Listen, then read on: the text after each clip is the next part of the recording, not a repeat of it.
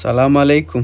هیله ده چې ښه اوسئ او د ژوند چارې به مو ښې روانې وي او خدای دې وکړي چې د کونړ او نورستان د سړک له ویډیوګانو خسته شوي نه اوسئ. موږ په همدې لاره باندې تېرېدلو. دا د پېش درې ولسوالۍ د وډي ګرام په نامه باندې کلی دی چې د سړک کار دلته هم جریان لري او داسې ډېرو ځایانو باندې دا کار لګیا دی او داسې ماشین آلات لګیا دي کار کوي. نو ما وغوښتل چې دغه ویډیو له تاسو سره شریکه کړمه. نو چیرته چې د وطن د آبادۍ کار کیږي او وطن آبادیږي نو سړی ورسره انرژي اخلي.